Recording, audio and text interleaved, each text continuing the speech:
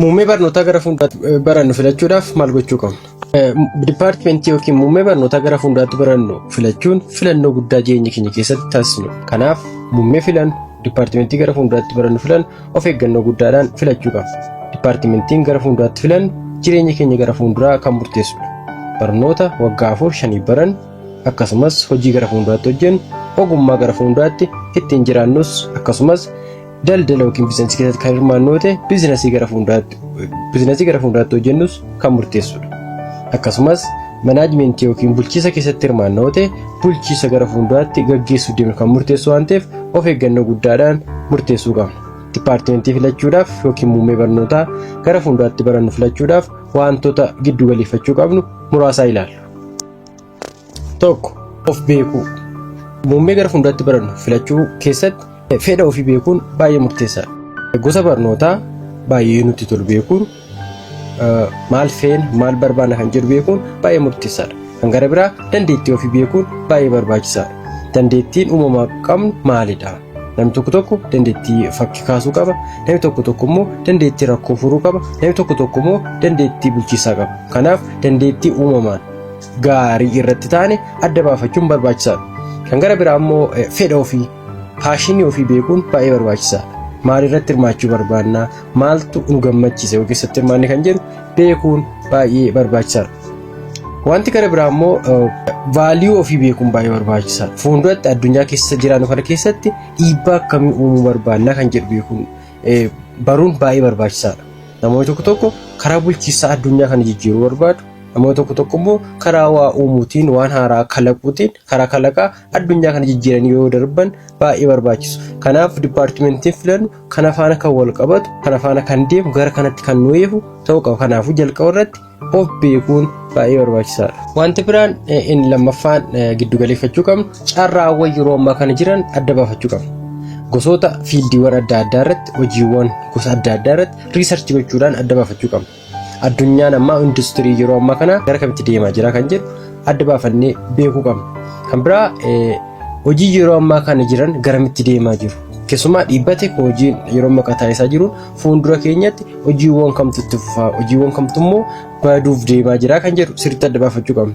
Inni sadaffaan akadaamik performaansii keenya dandeettii barnoota irratti qabnu adda baafachuun baay'ee barbaachisaadha. Koorsiiwwan kamiin jaaladha? Koorsiiwwan kamirratti qabxii gaarii qaba. Koorsiiwwan kamiin yeroon dubbisu jaaladhee dubbisaa kan jedhu sirriitti beekuun baay'ee barbaachisaadha. Karaa biraatiin keessa keenya wanti nu jaallachiise wayii jira jechuudha. Kanaaf isa adda baasuun baay'ee barbaachisaadha. Wanti gara biraa fi baay'een barbaachisaa inni afraffaanii gorsa yookiin kallattii namoota nu fuuldura jiranirraa barsiisota irraa ta'anii namoota siinaroota keenya ta'an irraa ta'anii gorsa fudhachuun baay'ee barbaachisaadha. Barattoota dipaartimentii adda addaa nu dursanii jiran warra eebbifaman fi barsiisota warra ogummaa adda addaa keessa jiran namoota biizinasii keessa jiran ta'anii namoota waan kana keessa darbanii sirriitti beeku jennee yaadnu dhaqnee qorachuu qabna. Sababni isaa nuti kan murteessaa jirru wanta xiqqoo otoo hin ta'in wanta baay'ee jireenya keessatti barbaachisaa gara fuulduraatti jireenya keenya murteessu waan ta'eef gorsa baay'ee adda fudhannee booda waliin madaalchisnee tura kan dipaartimentii filachuu qabna. Wanti gara biraa nuti ilaaluu qabnu kaarkulamii barnootaa dipaartimentiiwwan sun hordofan ilaaluu qabna. IT barachuu barbaanna yoo ta'e IT'n kaarkulamii akkamii qaba? Koorsii akkamii of jalaa qaba? Intarneeshiippii akkamitti nuuf kenna? Riisarchii of jalaa qaba moo hin qabu? Opportunitiin carraawwan ergan baradhee booda Office otoon baradhus ergan baradhee xumuree booda carraawwan akkamiitu jiru dipaartimentii kana jala jiru. Maastersii kootti fufuudhaaf, PhD kootti fufuudhaaf carraan barnoonni kun qabu maalidha kan jedhu sirriitti waa'ee gosa barnoota sanaa practical aspektii barnootichaa sirriitti beekuun barbaachisaadha. Wanti gara biraa fi baay'ee murteessaa ta'e jaffaratti isinitti immoo karoorri keenya dheeraa maalidha kan jedhu beekuu qabna. Namni karoorri isaa dheeraa gara fuulduraatti bulchiisa keessatti liidarshiipii keessatti hirmaatee biyya bulchuu qabu har'a injiinarii baratee IT baratee yeroo isaa gubuun qabu kan inni qophaa'uu qabu bulchiisa keessatti hirmaachuu gara fuulduraatti qophaa'uu qabu. Namni karaa IT kaampaanii guddaa hundeessee karaa IT dhiibbaa uumuu barbaadu tokko immoo har'a iddoo biraatti yeroo isaa fixuu qabu.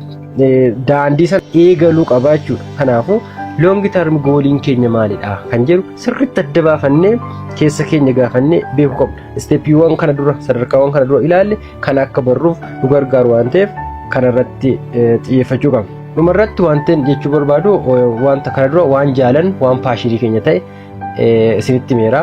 Wanti asitti dabalee dhumarra akka walitti qabaatanitti waan jaalannuu fi wanta practically dhugaadhaan lafarra jiru wal madaalchisuu qabna. Hin jaalanna jennee sababa jaalanneef qofa dipaartimentii gara fuulduraatti itti fufee hin jiraanne kan baduuf jiru kan AI'n bakka bu'uu danda'u teekinooloojiidhaan bakka bu'ee baduu danda'u keessatti hirmaachuu qabna. Kanaafuu wanta paashinii keenya wanta practical ta'ee lafarra jiru dhugaa lafarra jiru faana wal qabsiisneetudha kan filachuu qabnu malee sababa jaalanneef qofa waan hin jirre barachuu hin qabnu jechuudha. Sababni isaa dhumarratti lafatti akka namneef jechuudha. Wantoota kana hunda ilaaltanii muummeen barachuu qabu, dipaartimentiin barnootaan barachuu qabu kana jettanii murteessuu hin dandeenye yoo ta'e waan tokko dubara isinitti jira. Dipaartimentii flexible ta'e flexible kan jettanii yaaddan baradhaa. Maanni filannoon keessan akka isinii bal'atu isinii taasisa. Kana jettanii tokko murteessuu hin dandeenye gara baay'eetti goruu kan danda'u. Maastersii barachuudhaaf gaarii kan ta'e gara biraattis nama geessuu kan danda'u baay'ee specific kan hin taane flexible dipaartimentii ta'e barbaaddanii barachuu qabdu isin jedha. Wantoota irraa of eeggachuu qabdan muraasa yeroo dipaartimentii filattan cal jettanii sababa hiriyoonni filataniif sababa namoonni baay'een filataniif qofa dipaartimentii filatina. Sababni isaa namni hundi amala tokko hin qabu. Namni hiriyaa keessan ta'e waan barbaadu qaba. Isin immoo waan biraa barbaaddu waan ta'eef sababa namni filateef qofa hin filatina. Tokko maqaa dipaartimentii ilaaltanii filatina. Dipaartimentii kun gaariidha. Dipaartimentii kun maqaa qaba sababa jedhameef qofa dipaartimentii hin filatina. Inni sadaffaan sababa maatiin keessan dooktora ta'a isin jedhameef qofa dooktora hin ta'ina. Sababa obboleessi keessan hangafaa injiinara ta'e qofa injiinara ta'uu qaba jettanii yaadina. Wantoota steepiiwwan ammaan ol kana olitti ilaalle irratti hundaa'uudhaan dipaartimentii kan isiniif ta'u kan mataa keessanii filachuu qabdu malee sababa namni jedheef sababa dhageessaniif qofa filachuu hin qabdan. Carraa gaarii dipaartimentii gaarii filadhaa.